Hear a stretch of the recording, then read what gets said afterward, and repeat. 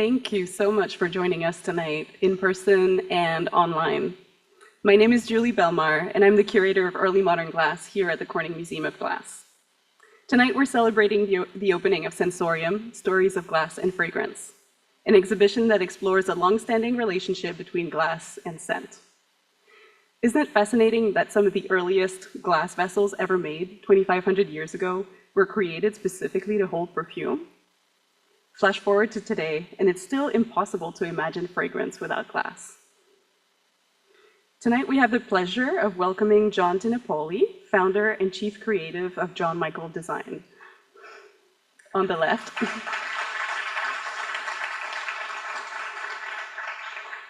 Jon may look fresh out of college, but he's had a stellar, decades-long career as a designer for well-known cosmetics and fragrance houses.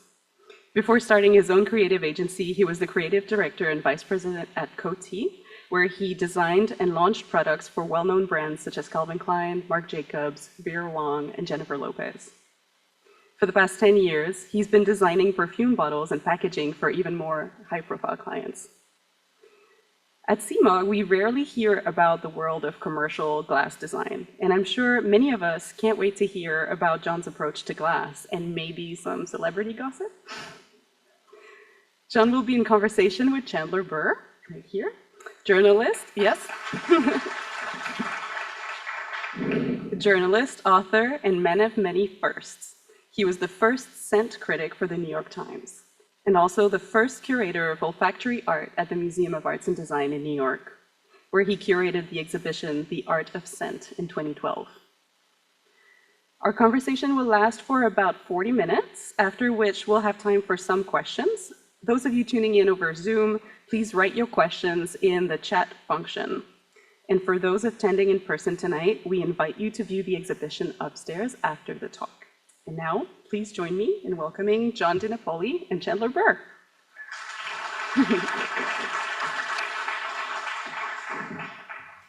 All right, so do I take this away? All right. Oh my God, did I spell your name wrong in my book? Don't know. How did you spell it? D-I, capital D-I, capital N. That's correct. A-P. Oh, that's so weird. But it's one word. It's one word, yeah. Okay, so I think I've been spelling it wrong ever since then. Okay. At least I got it right in the book.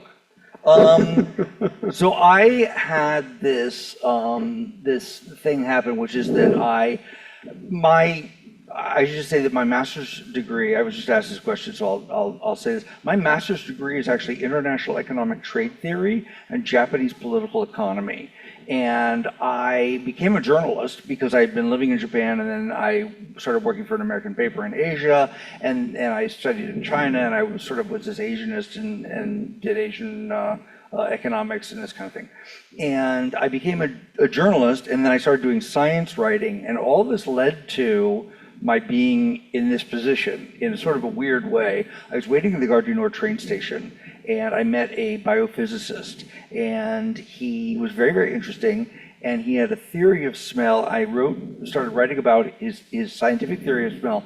Turned out he was also a perfume fanatic.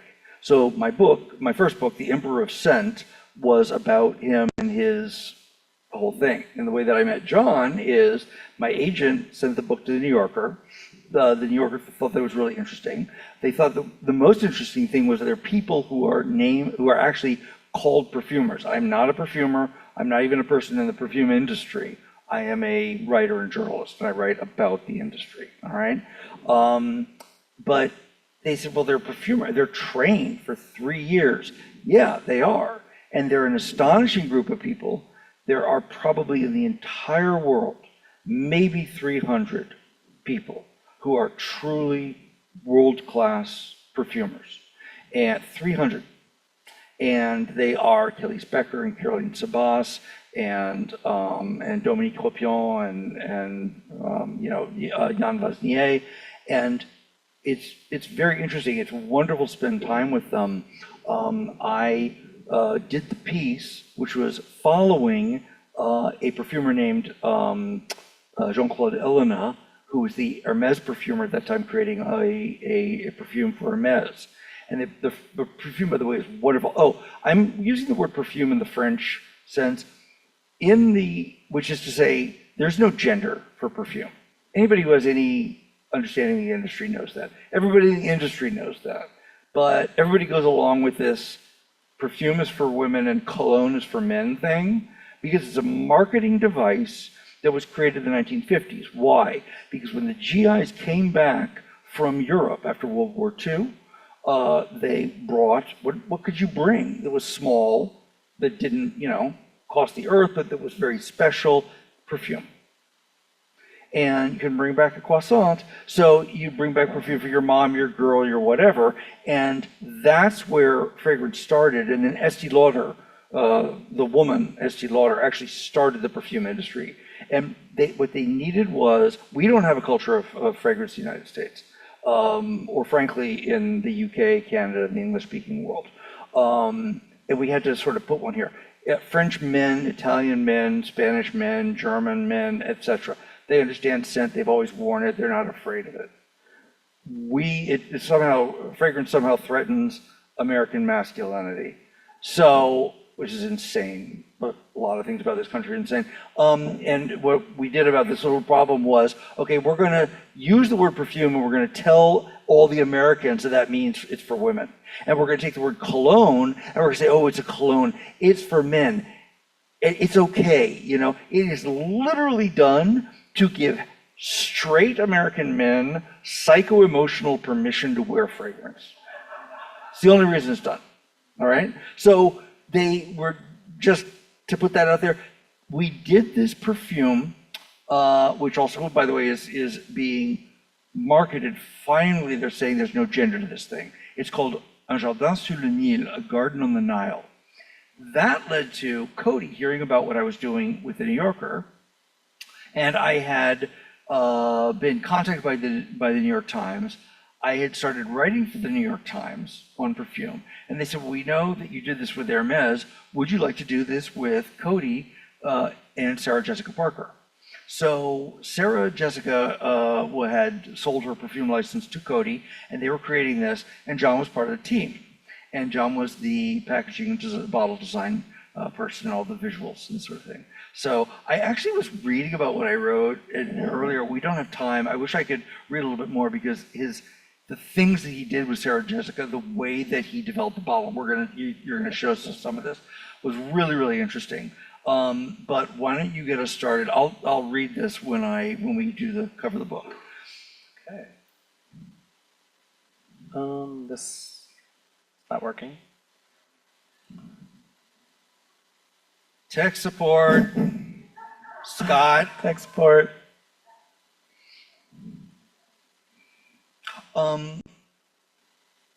Here's Ryan. Oh, okay, here we go. All right, thank you. Were you hitting the wrong button? No, I was only told to hit one button, just the one on the right. Okay. Well, we're going to start the presentation with a video that I put together of some of my agency's work that we've done recently. So I think let's just kick it off here, and then we'll get into the talks.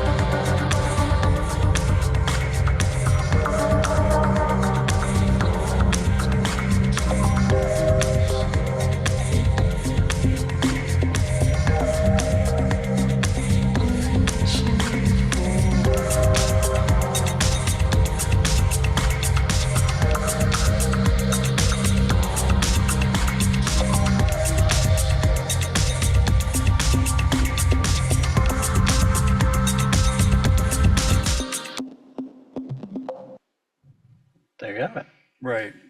And Jon did all of those. And those are all glass. Those are all glass. Yes, we definitely curated the presentation to all be glass. And John, by the way, at the museum was the first time that you actually blew glass. Today's the first time I actually worked with glass. That is correct. Even though I've been working with glass for almost 25 years, it's the first time I, was physically working with it in the shops. It was super cool. Yeah, it's very fun. Excellent. So,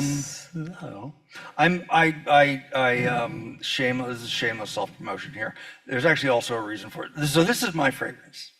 And I wrote a novel called You Or Someone Like You. The head of this niche fragrance house called Italie d'Orange read it, loved the title.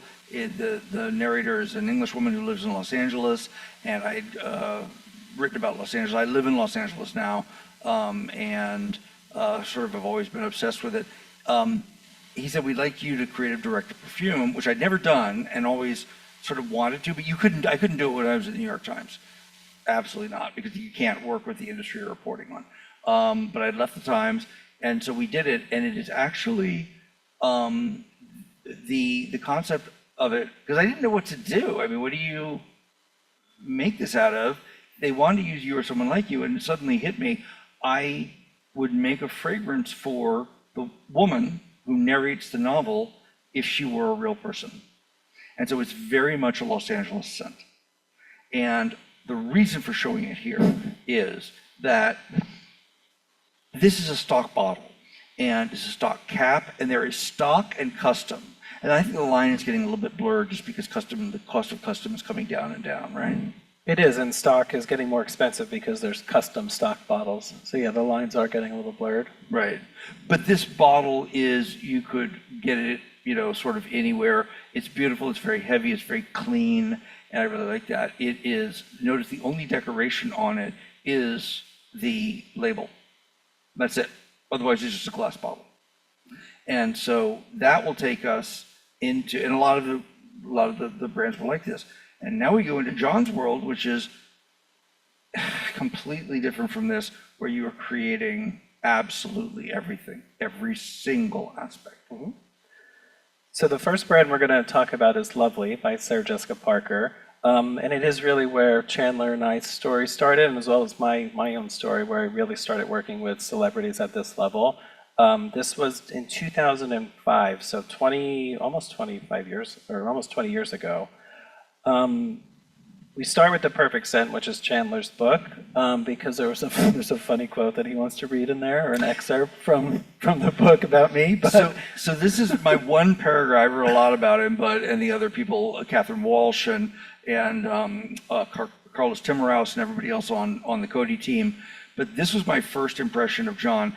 Dinapoli, the young man in charge of designing the packaging, was more reserved than the others. Smaller, slender, and dark-eyed, he tended to watch and wait and then formulate ideas furiously behind a cool exterior. The ideas, perfectly complete, would be presented later to the team with the precision of a Rand Corporation briefing and the style of a Bergdorf window. With thick black Italian hair and creamy olive skin over sculpted cheekbones, Dinapoli looked like a Sylvan fawn in Dolce & Gabbana jeans. I mean, I could hear that every day. Thank you. All right. So that's how we got started. And if you don't know Lovely by Sarah Jessica Parker, this is the ad campaign that was created way back when, and the bottle. But what we really want to talk about today is how we created the bottle. So this is an interview I did right after the launch with a beauty packaging magazine to describe the process that we went through. So I had one call with Sarah Jessica. She was in Paris, I was in New York before we had met in person, and we talked about her inspiration and what she loved. And what she talked about most was the most perfect shade of ballet pink. So I said, okay, well, we can look at ballet slippers, we can look at tutus. She said, no, it's that perfect pink when you take an Easter egg and you drop it into the ink and you take it out just the right time, it's that pink I want. I said, well, great. So I'm obviously dyeing Easter eggs when I go home and start the project. So literally that's what I did. We dyed a whole bunch of Easter eggs. You can see the photo there. And I showed up to the meeting with her, and we started with that as the color, and she was like, oh my God, this is perfect. And we can make the bottle this shape too. So I was approaching purely just a color aspect, a color design study, but it actually wound up informing the bottle. As you'll see, the bottle is inspired by an egg shape. And the first, by the way, the first meeting that you had with her, she actually pulled a raw egg out of her purse. This is what I was told. Really? Yep. Yep. She told me, and then I asked Catherine, and Catherine said, Really? yes. Yep. Okay. I don't know. That was a long time Must have ago. been in that meeting. Yeah. What she did have with her was a crystal doorknob. Yes. Which She had a is- ton of stuff in her purse. Right, so when we talked about the cap, which is not glass, it's plastic, but she had a doorknob to her office at the time, and she said, I love the intricacy and it's cut crystal, and I'd love to replicate this for the cap. So you can see the cap, as I said, it's plastic, but it was very much inspired by that. So she gave me a lot of elements to play with, as well as the ribbon. She said the ribbon that goes around the neck. She had said, it's my favorite material, my favorite fabric. I want to incorporate it somehow. I don't know how to do it. So she kind of gave us all of this stuff. And you'll see through the presentation, a lot of these celebrities and designers do that. Some don't, but the ones that do help us get to a much better place in the end. She also told you that she liked hat boxes from I. Magnum. Yes, she still likes hat boxes, but they're extremely expensive to make, so we never produced them. But you got one in that first meeting, didn't you? Put one on the table? Yes, yeah. So it was a really, really special experience for me, working with her, being so young and being kind of involved in this caliber of a project. And then working with glass for the first time, it's our first custom bottle that I designed. Yeah. I got to say, by the way, the original, people think of, everybody says, wow, I breathed into that like a dragon. Everybody says to me that they always assume that celebrity perfumes are bad. That's always the assumption. And a lot of the time it's merited, not all the time. And this was created by three absolutely terrific perfumers. Clément Gavardi. There's two, Well, Clément and Laurent. Clément and Laurent, but Clément's father actually contributed to it too. I don't know if they said that publicly, but in perfume, everything is telling stories. But Laurent Le Guernec is the other one, and they created the fragrance is absolutely spectacular. It's absolutely. It's one of my beautiful. favorite scents that I've ever worked on. It's still really to this amazing. day. Yeah. And here you can see the brand continues. The Lovely Summer, the blue one on the far left, just launched this summer in July. So we keep reinterpreting the glass. We use the same form, but we work with different glass decorations. You can see Lovely You has a glitter spray and a metallic kind of application. The blue one is simply just a transparent spray. So we try and reinvent it and keep the franchise alive after all these years. And for celebrity fragrance to continue this long is quite remarkable. Doesn't happen too much anymore. Okay, then we go into Marc Jacobs Decadence, so very different feel. We have a little commercial we'll play here.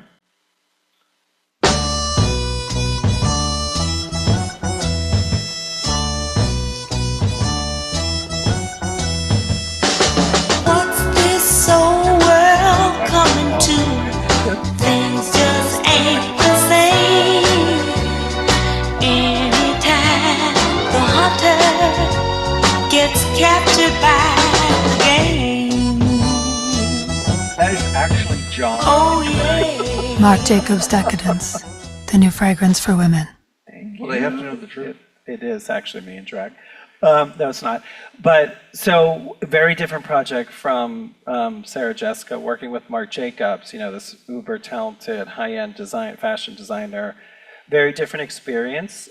We didn't get as much, or I didn't get as much one-on-one time with him or direction. All we got was, I have this new bag that I've designed. It's in the collection now. I want the perfume bottle to replicate that. So we worked for many months to come up with this structure of how can a perfume bottle really look like a pocketbook, a clutch. Was it leather? His bag was leather, yeah. This is not leather. This is the top was faux. But it was dyed. The glass part was leather dyed green. Dyed. Oh, this in the color? actual bag. Was that? In his actual bags, you mean? Yeah. Yeah. One of them was. Was it? And it was one of them was dyed that tint. Yes, So with you the took that. snake skin. Yeah. And you told me that, where was this one? Was this one where you had to fly to Paris, somewhere outside of Paris? This was outside of Paris. The glass is called feeder glass, which maybe some of you know the process of feeder glass, but it's when the glass itself is colored throughout versus spraying on the outside. Typically in fragrance design now, glass is just sprayed on the outside because it's more affordable, it's faster, and you can change the glass easier. With feeder glass, which Marc really wanted here, the production lines are extremely slow. You can't make big changes. It's much more expensive. You can't change the color, on glass you have on stock. You have to start all over again. So I forget the town, it was outside of Paris, but working with the factory to get this perfect green, jewel tone green that Marc had wanted, and it took I think it took about a week, because we would dye the glass, and obviously everyone's familiar with the process. I'd have to sit, wait for it to cool down. They would bring out a panoply of maybe 10 options. None of them were right. We'd get feedback, I'd go back to the hotel, come back the next day. So this went on for, I think, 5 or 6 days until we got that perfect green color. Yeah. Then we move on to Madonna. So working with Madonna was very interesting. I mean, I grew up, loving Madonna and being, totally terrified to go into a meeting with her, completely terrified. I've met with a lot of people over the years. This one still, I think about it and I shiver. But she didn't have too much to offer as far as packaging design direction. We knew she wanted to be provocative. She wanted to push boundaries. She wanted to be controversial. She wanted to use religion. She wanted to have this kind of royal queen aspect to it. So what we came up with is what you see here. I'm going to flip to the next slide, because what we were inspired by was vintage opal glass. She didn't specify this. She didn't know didn't. what opal glass was. She didn't. She had mentioned wanting it to be a white version and a black version, because it was going to be called Truth or Dare, so she wanted the dichotomy. So she had mentioned black and white, so we just took the white and went into this opal glass exploration, and really got inspired by, you can see in the bottom middle, this beading detail of the glass. What is opal glass? Opal glass it's similar to feeder, but it's white. So it's made white. So if you cut the bottle in half, it's white all the way through. Why is it called, well? I don't know why it's called opal. Someone here might know better than me, but.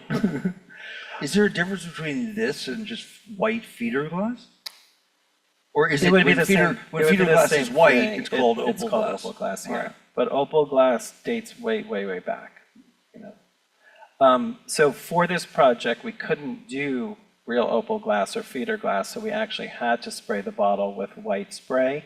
But we had to work really hard to figure out the right spray so that when you see it sitting on a counter or somewhere, it's opaque. But when you hold it up to light, you can still see the liquid through it, which is the quality of what the feeder/opal glass would do.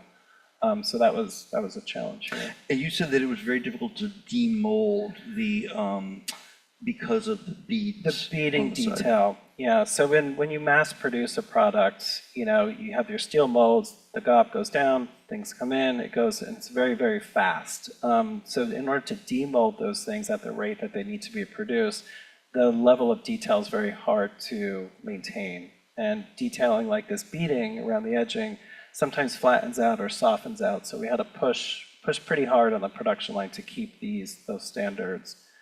The other problem we ran into with this bottle is fire polishing. So when a bottle comes out of the mold, there's the parting line around the edges of it. What do you call it? Party line? Parting. Parting line. Parting. Party line's better, but. Party line's better. So generally we fire polish the parting lines, but because this bottle is so thin and the beading is so close to the edge, when we fire polished it, the beading was melting. So we had to figure out the right kind of distance of how far the fire could be away to get rid of the parting lines but still maintain the beading. So I didn't personally do that. I mean, the factory figured that out, and then they showed me the results and we picked, but that was pretty challenging as well. Okay, so tell them how Madonna picked it, what she said. So we were in her house in a brownstone or townhome in Manhattan. She was sitting here in this like queen scepter chair, literally. It had like a whole package, and I was like, oh my God, this is really happening. I tried not to look at her so I wouldn't freeze. So I'm kneeling now in front of her with a coffee table with a couple bottles, and I'm showing them to her, and I did look up at her once, and we made eye contact, and I literally froze. I was like, pull it together, you can do this. So ultimately, we went through all the designs, and then she literally said, okay, we're going to play a little game. It's like, oh no, here we go. So she went around the room, and she said, which ones do you pick? You. And she got to me, and I picked a different one. And she goes, haha, F you, but the real thing, you lose. She goes, we're going with this one. That's my Madonna story. On brand. On brand. Yep. All right. Oh, and then we did a version off of that one called Naked, clearly. And all we did here was strip away the white spray. So it was a clear bottle, same bottle mold, nothing really changed there. We just did a tint of this dark amber colored fragrance. By the way, the original, I don't remember smelling this, but the original Madonna perfume is a tuberose, and it's a very nice tuberose. It was sort of a contemporary floral. And contemporary floral is completely different from a traditional French floral, particularly pre-war, which are very, very heavy and very this sort of thing. Michael Kors original fragrance is also a very light contemporary tuberose. They're somewhat similar. And if you like light florals, I strongly recommend that you try both of them. They're very, very nice. Where Sarah Jessica's is really neo-romanticism. I'm talking about the fragrance here. It's more opaque. It is very enveloping. It's more complicated, and it's more abstract in that you sort of are covered in this thick velvet, olfactorily speaking, And the Madonna's was just more, oh, this is a lovely tuberose, very light, very pretty. All right, now we move into Jennifer Lopez. So we went back and forth. Should we include Jennifer? Should we not include Jennifer? We thought we have to include Jennifer because I got to work with her for almost 10 years. I saw her highs, lows, ups, downs, been to all of her homes in that decade, met all of her husbands in that decade. It was quite the experience. Have you met Ben? No, that's very recent. Or before, yeah, he was before or after me. Oh, yeah. So I chose this project called My Glow to talk about today because it's the most unique for Jennifer. It was the most intimate project I developed with her. She was 8 months pregnant with her twins at the time, and I spent, I kid you not, the entire day in her home, and specifically in the nursery with her, talking about all the design cues of how she designed the nursery, how she designed the baby shower invitations, down to the soaps in the bathroom, the chandelier, the lamps, all these details informed this brand. So if you just kind of peruse around the bottle, the cap, the little cherub, were actual soaps that were in the baby's bathrooms, right? So I pulled that from there. The glass, this fluted kind of teardrop shape, was inspired by the chandelier. You can't really see it in this photo, but it had like teardrop, chandelier glass droppings. The graphics that are on the secondary box are literally pulled from the invitations that went out to her friends and family. So she is the first time and only time that she let me that closely into her personal life to create a brand and experience around that. All the other brands I developed for her were, they were great, and she sold over $1 billion at retail, $1 billion for fragrances over, I think, like a 15-year span. But they were more glitzy and glamorous, and the characters of Jennifer Lopez, where this was really her. So that's why we chose this one. And it's interesting because it's, of all the bottles that I remember, this is the least sexualized, it's the least hyped, it's the most, oh my God, there's is it Nina Ricci? You remember the original? Yeah, what is the name of that? L'air du temps. Yes. Yeah. And it's very reminiscent. it's reminiscent of that feeling. And also of Anique Goutal. Anique Goutal. Yeah, if you guys know that brand, that's very, very French. I don't know when Anique started. I don't think she started pre-war, but it's very sort of classic French, and this is very much like that. Yeah. Was this a difficult bottle to make? Not so much. No, the glass, the mold and everything here, there was nothing really complex about it. It was more about the story of how we were inspired by the design in this one. And do you sketch that design? Because you don't do you're not in there with clay in your hands making any. Not on this one. I personally do some sketching, but we have, I have 3D renders and engineers now, so the designs come together multiple ways. I generally will start with a hand sketch to turn it over to the engineer, at least to get started. I don't remember if this one specifically I did or not, but yeah. All right, now we get into Billie Eilish, so some of the newer stuff. So everything I just showed you before was done when I was the creative director at Coty, and then starting with Billie, what we're going to show is through Jon Michael Design, which we did at our agency. What year was this? Billie launched a year and a half ago, 2 years ago maybe? Yeah, it's pretty recent. So we have a bottle video here.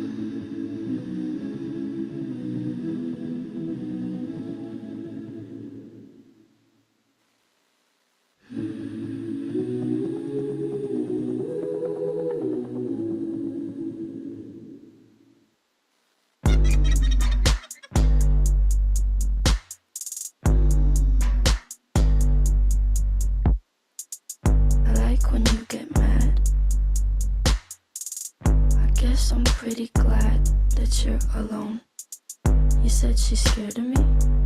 I mean, you should see me in a crowd. I'm gonna run, there's nothing to help. Watch me make them bow one by one by one, one by one by one. One of the things I just said when John showed me that, I love Billie Eilish's music, and I remember when I discovered it, I think that song, because that was a mix of her songs. Yeah, we put that mix together, or Yeah. she put that mix together.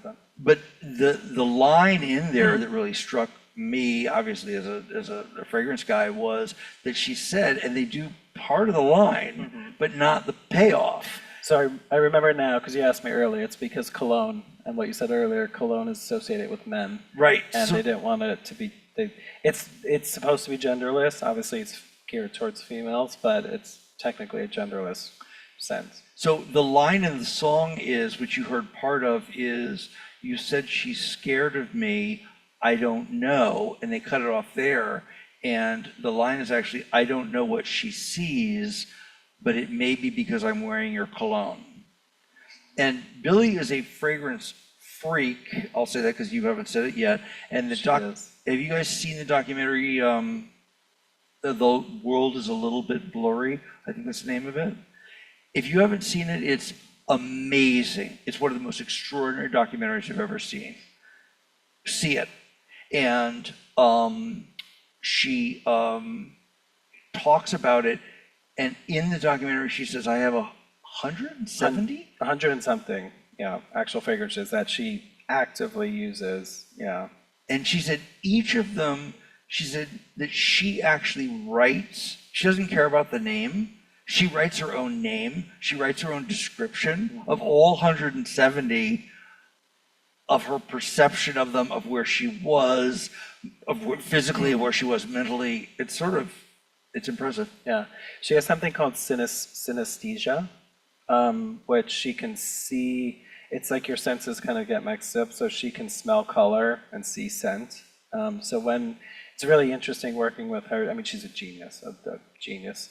But working with her on design like this, the way she looked at things and the way she approached stuff and the feedback I would get, I'd be like, oh, okay.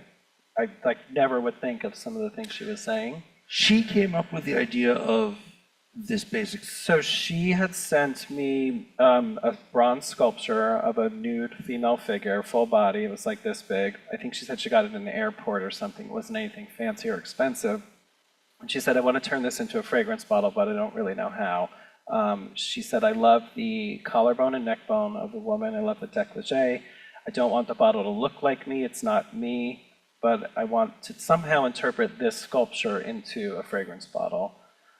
So we did hundreds of designs. I mean, a lot of designs. And this was during COVID. So I was in New York. She was in LA. So we were working on Zoom. And when we got to a point where we were kind of in the world of this bottle, I hired a sculptor because we couldn't really get it through 3D renderings. We couldn't get that form perfectly right.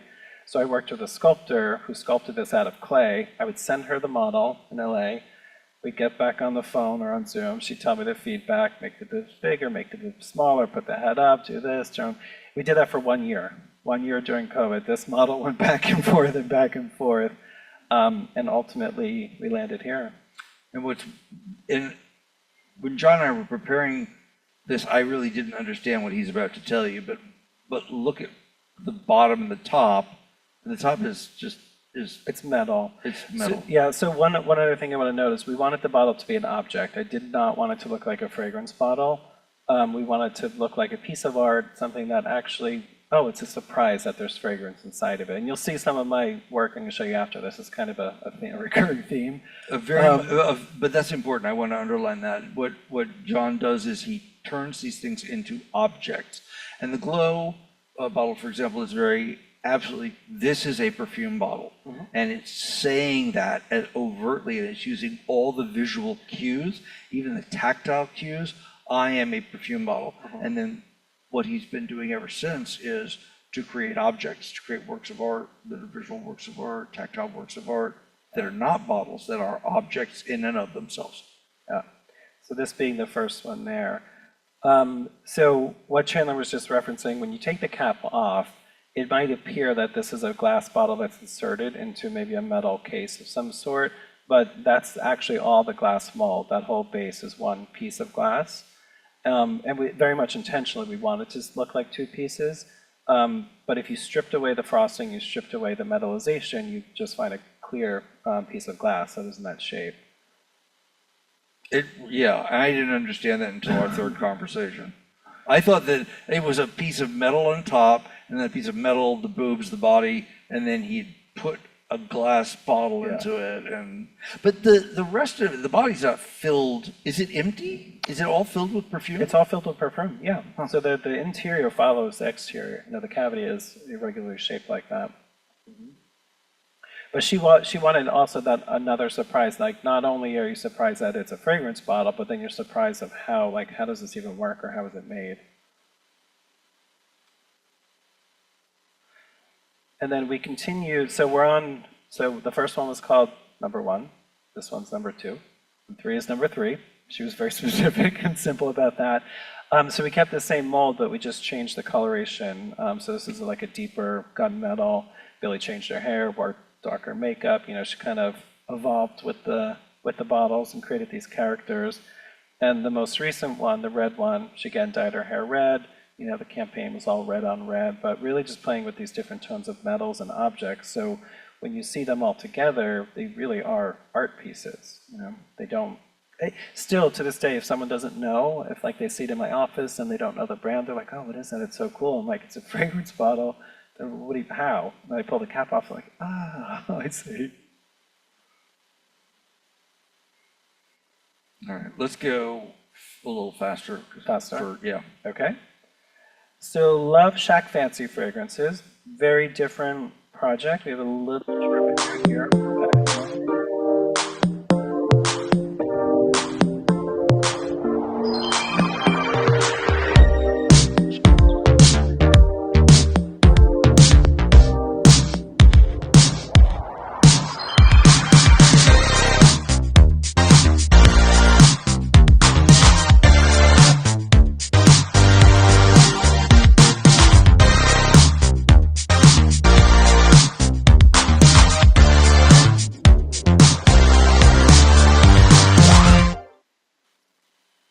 And this brand is for girls. Surprise!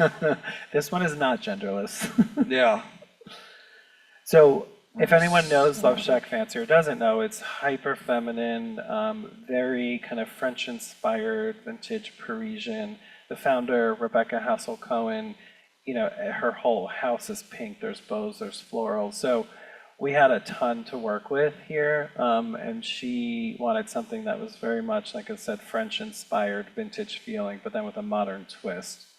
So we designed this vessel. So the bottom portion is glass, the top bow is plastic.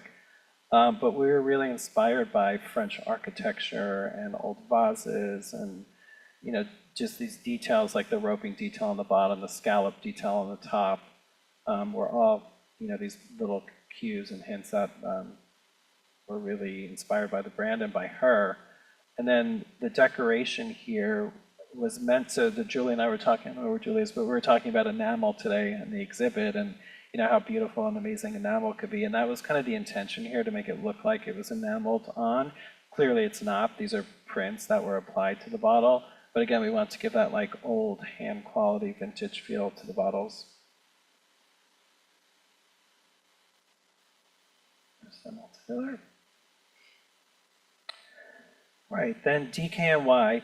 So again, totally different mindset. We have to switch our brains constantly when we're working with these brands. And the brand is, Estee Lauder bought the brand, and they're very much Donna Karan New York, which is how they always, Donna Karan started that, but it's very Donna Karan New York. DKNY. Yeah, and fun fact, my first job out of college was at Donna Karan at Estee Lauder. So kind of coming full circle a little bit. 24/7.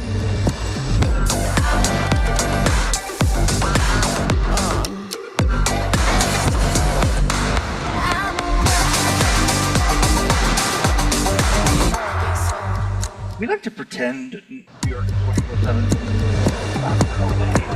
If you When I was younger, 20, yeah, if you're a 20-year-old club kid.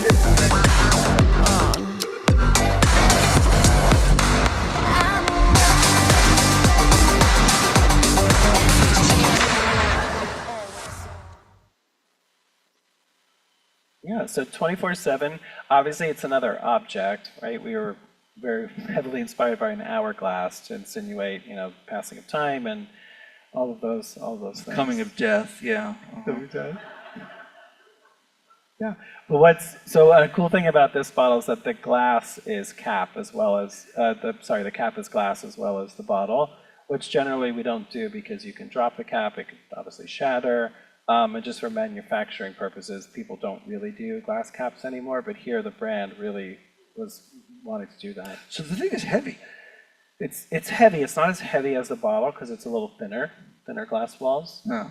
Yeah. And what's the treatment on the glass? It's metallized, aluminum metallized. Is it actually an aluminum paint, or is it aluminum paint, or is it actually you're spraying aluminum on it?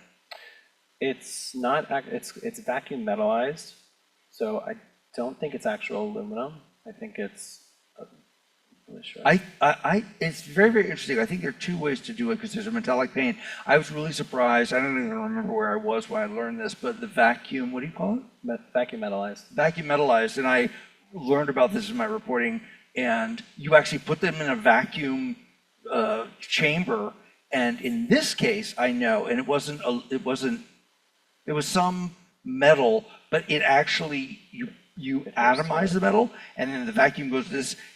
Sort of sucks this out, and for some reason it goes, and it sticks on the glass, and you painted it with an actual covering of metal in like an instant. I saw a video of it, like,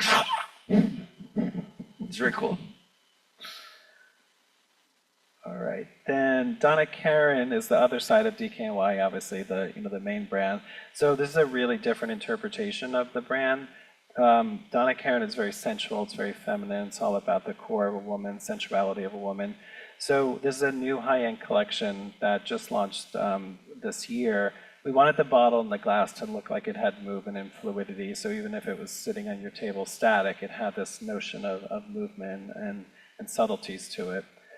So we created, it's a collection of 4.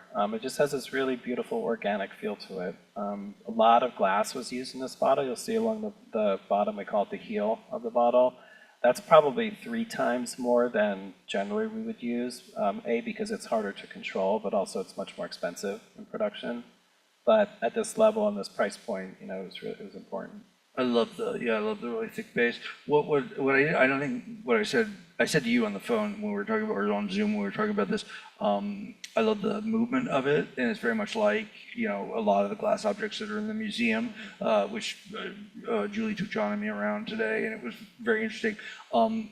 it really has sort of a flow, more than just an organic thing. It looks like cloth and there's a wind going over it. And it reminds me sort of Nike of Samothrace, which is this, you know, you all know that it's just this incredible movement in stone.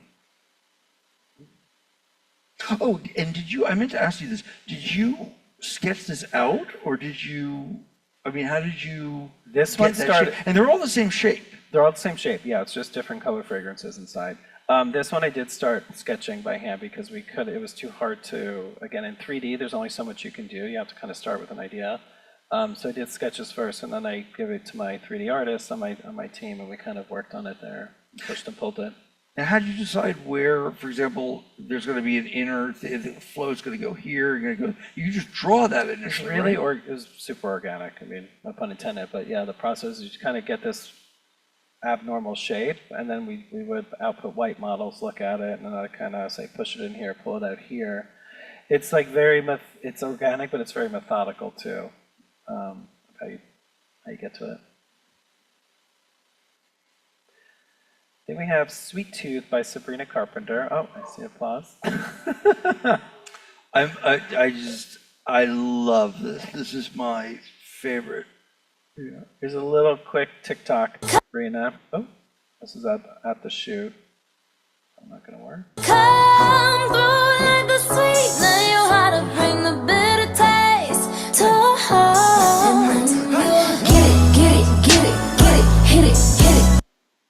She's got the Ariana thing of, A little bit. you know that she's, no, something very specific. You know that she's singing words, but they don't sound like human language. Well, that wasn't her song. That wasn't her song. What? That wasn't her singing. Oh, really? No, that was. That was Ariana? Why is she using an Ariana song? It was just a little TikTok thing. Oh my God, my world is rocked. That's so weird. Is she allowed to do that? She's allowed to. Maybe she asked her. I don't know. Okay, so maybe she's not Aria, but they had a video on, she hosted SNL, and they had this video on beforehand where they actually went around, it wasn't on the show, they put it on YouTube, the SNL YouTube, and they went around to every single cast member and they say, can you, because they knew that Sabrina was coming on, that she was going to be doing Espresso, and they said, can you sing the lyrics to Espresso? Everybody went,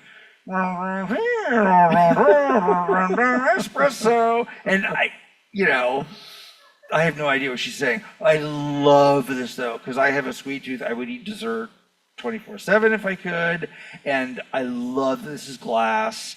It's so object, and it's just so fun to me. It's and I don't This is Chandler's see. favorite. Yeah, can you tell? And you can barely see the line because they have 2 rows of chocolate that are the cap and 3 rows that are the bottle. And that's why I think it's so great is that you hid that line so well. So it looks like which one. Well, it's kind of hidden as, you would break the chocolate. But Sabrina came to me and with an idea. She said she has a very intense sweet tooth. Like she actually has a sweet tooth. And this is in city. He went down to her apartment down in the south part of Manhattan. They sat in the kitchen. Yeah, it was just her and I. This is before she was, what she is now. This is maybe 2 years ago we started developing it. She was still famous and well known, but super cool, really nice young woman. But yeah, it was just me and her in her kitchen kind of brainstorming. So she said, I definitely want it to be inspired by something sweet or sweet tooth, and maybe it's a cupcake or a piece of cake or a chocolate bar. She was like throwing out these ideas. And I immediately got this vision of a chocolate bar, and I thought, how cool could it be, and how easy and iconic of an object, again, to like do something. Because a cupcake, could be a little cheesy, a piece of cake, and see how that could work. So I went back to her really with one direction, which is the chocolate bar with a bunch of different iterations, and she was just like, yes, that's it, let's do it. What were the other versions of chocolate? Was it the chocolate with the bar? There was thinner? different shapes of chocolate. So we did a lot of research into chocolate and French chocolate specifically, and the different shapes of it. You have your Hershey bar, which is taller and thinner. You have this, which is more French inspired, and then there's square ones. There's there's like different shaped ones. So there's quite a bit, and we kept going back to this one because it had that French feel to it, and she wanted, a little bit of that. And then again with the pink, that soft pink. And the bottom is glass. The bottom, I mean, very similar conceptual approach to Billie. The bottom is glass, the top is plastic. We wanted it to look seamless and not look like a fragrance bottle. This one actually, the brand got some complaints from retailers that consumers didn't know what it was, that it was a fragrance. They thought it was actually a chocolate bar. But it's in a box. It's in a box, but the box looks like a chocolate wrapper. Oh So my God. we went for it. We definitely went for it. Wait, do you have a picture of the box? You haven't shown me that. Maybe. Okay, but see, damn it. I'm screwed by technology. What is that there? Is that? So he's pointing to what's underneath the pump and The above line? the glass, that little line. So you need something for the cap to click into, right? So as much as I didn't want it to look like a fragrance bottle, it still has to function. So that has a positive and negative male-female part on the inside of the cap and the exterior of the bottle. That holds it together. Actually makes sense. This is a caramel version we did for her. We didn't do espresso, but it's coming. Espresso, yeah, they're doing We're espresso working now. on it right now. I'm like, we're a little late. And then we did Cherry Baby, which just launched this summer. And this blew, I mean, this is when she actually exploded, as a pop star, and they couldn't even keep this on shelf. I love that. Yeah. Here's kind of a cool compilation of all of them. Yeah, so espresso is in the works right now. The fourth one will be out soon. And I believe that is the that's last it, slide. right? Yes. Oh. Thank you.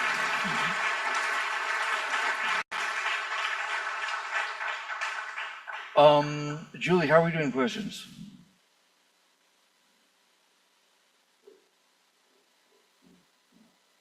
We're inviting people in the audience to come up to the microphone and ask their questions, and we'll be monitoring the chat box in the Zoom for anyone online.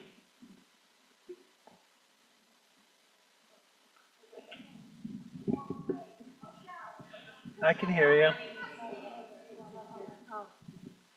Hi, this may not be relevant to that, but many years ago, I bought a fragrance from Yves Rocher, and I'm a mosquito magnet, and I found that this fragrance, I didn't get bit. So, Okay. and then I have heard that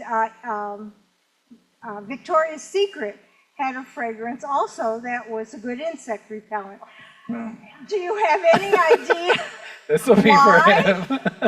I mean, nobody has any idea, but the thing about Love So Soft, right? Yeah, I remember that one. Love So Soft, everybody knows about that, right? That it's mosquito repellent. Yeah, that didn't work for me. Skin So Soft. Skin So That's Soft. right. Yeah. What did I say? Love So Soft. Oh well. My name's better. But it's very, very good as a mosquito repellent, and the company hated it, and everybody was talking about it, and then they embraced it. They're like, yeah, we keep away mosquitoes too. So I have no idea.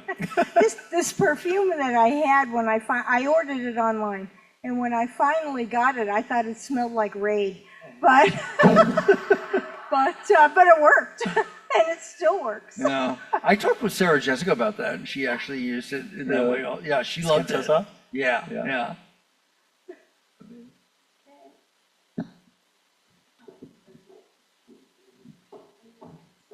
Okay. All right, we have a question from online. If someone has a young perfume brand and don't have the budget to do a fully customized bottle, where can they start? So the stock bottles, like what Chandler showed in the beginning with his fragrances, there are many, many versions of stock bottles that are, I'm looking at you, I don't know where she's looking, but stock bottles that are out there that almost look, custom designed. So you start there, but you run into MOQs, which is minimum order quantities. So it depends on, you need some budget to start, or if you have very, very pared back stock bottles, you might be able to get a small, bunch of them, or you could always just go online and buy empty fragrance bottles and start super slow.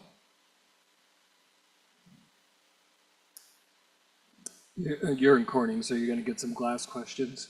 Exactly. I'm really curious what the process is between you and the glass manufacturer, right? Because they're incredibly versatile makers. I assume there aren't too many. So one question is, where are these bottles being made? Like, how many places in the world can you have this done?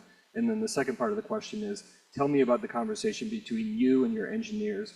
And there must be someone on the glass maker side that can interpret that and tell you what's possible. How did you become fluent in what's possible in glass?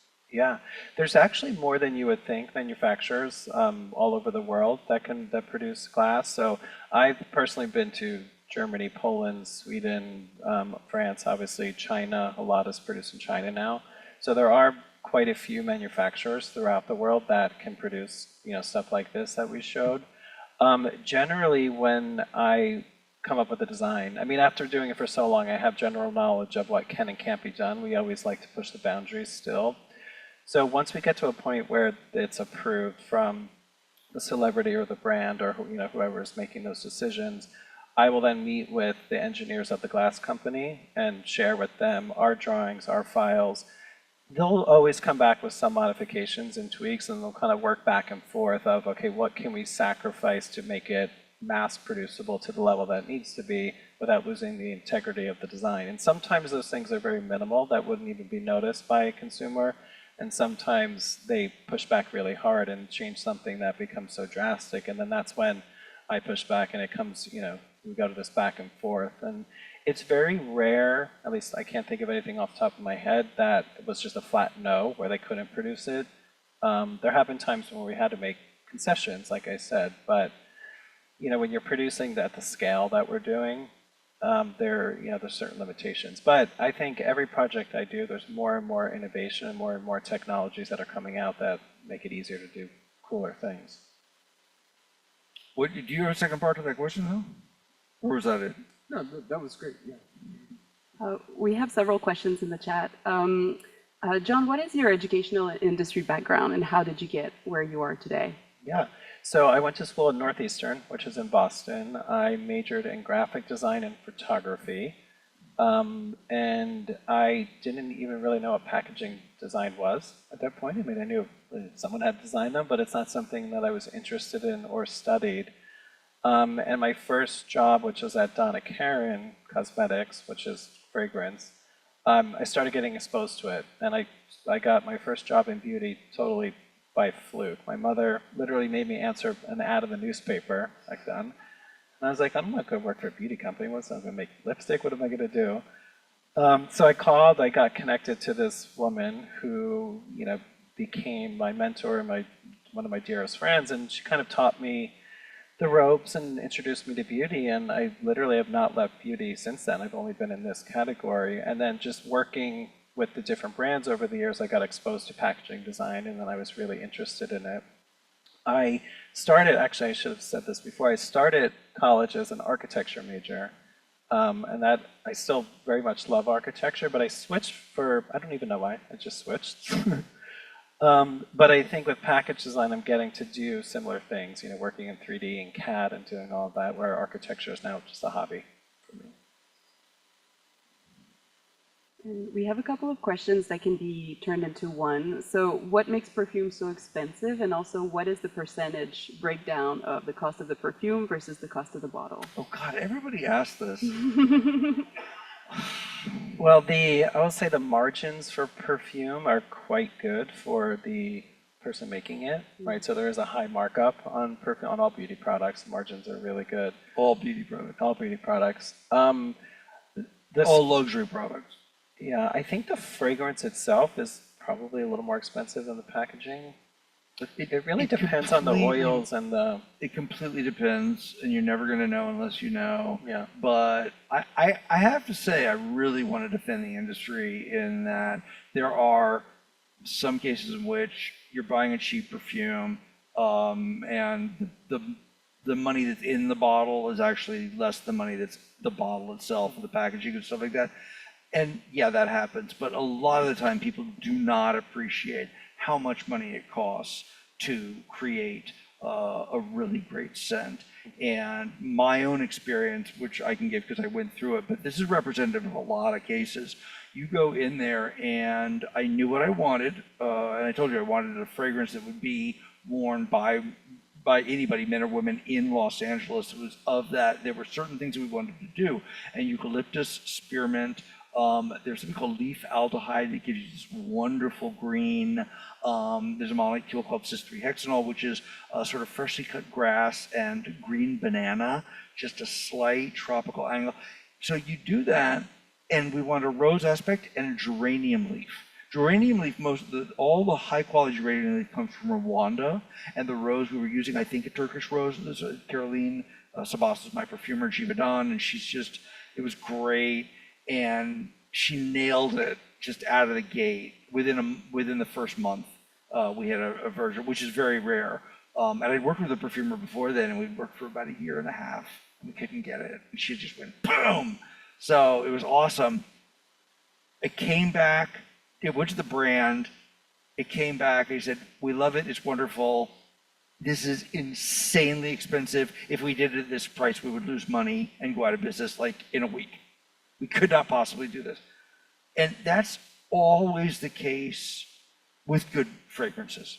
And there are a lot of really good fragrances out there. There are a lot of great brands, and they're really trying to make the most beautiful things possible. They're not just trying to make a buck.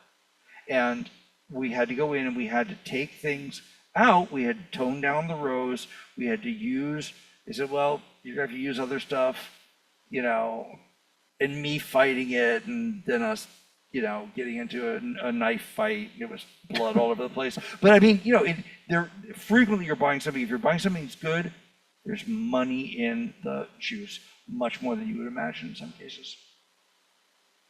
Right. I am conscious that we're slightly over time, so I apologize for anyone who hasn't had the chance to ask a question, but I wanted to warmly thank Jon and Chandler for their talk tonight. It was really wonderful. Thank you for taking us through this. Yeah, thank you guys. Thank you.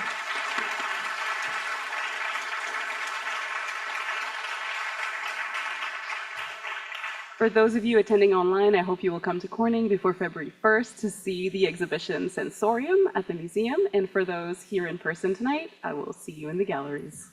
Thank you. All right.